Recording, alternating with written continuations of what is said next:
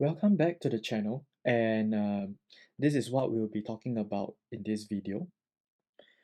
So, although the style of the video will seem a bit more like it's made using the ideology of a scrapbook, right, having bits and pieces being cut and put together, I hope that just like a scrapbook, um, you will see the value in this video, and I'm just happy to share my knowledge with you in whichever way, shape, or form. So at the end of the day, if you learn something, that's a win for me. So after this introduction portion, you'll be watching a video that was recorded as part of an online course that I made. So if you like it, do check out my course. I'll have the link in the description, and you can see the link too at the bottom of this video together with my YouTube and Instagram socials. Alright, so enough with the introduction and let's get started. Okay, last but not least, half AB sine C. So the half AB sine C is actually your last formula under the branch of all triangles, all triangles.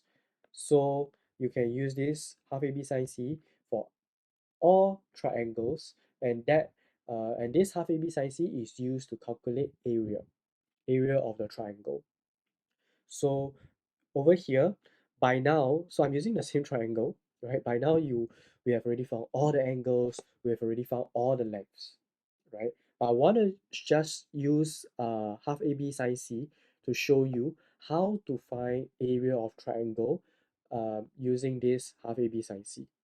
Okay, so let's call this length my A, and then this length 15 my B, and because of this, right, this will be called C, and then uh, 50 degrees is actually your angle A, all right? This 100 degrees is your angle B, and then this 30 degrees is your angle C. And now I will put it into the formula half AB sine C to get the area of the triangle.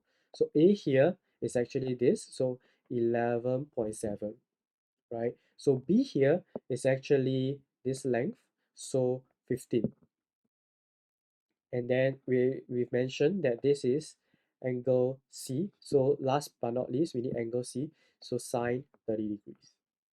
And then just put all this into your calculator. Make sure it's in degree mode, right? And then you'll get 43.9 cm square as the area of this triangle.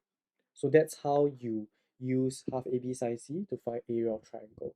And notice the way you assign the value or the name of A, B, and C for this half AB sine C is the same as what you would do for sine rule and cosine rule. There's flexibility, but your angle A and your length A is the length and angle that is opposite to each other. And that happens for your angle B, angle C, length C. All right. So with that, we have done a very quick summary on all the formulas that you will learn or you have learned in this Trigo chapter, right? And in the next video, what we'll be talking about is the application of trigonometry. So we'll be using these formulas to find your angle of elevation, your angle of depression, and use it to do bearings as well. All right. So I'll see you in the next chapter. Thank you for watching till the end of the video, and I hope that you have learned something.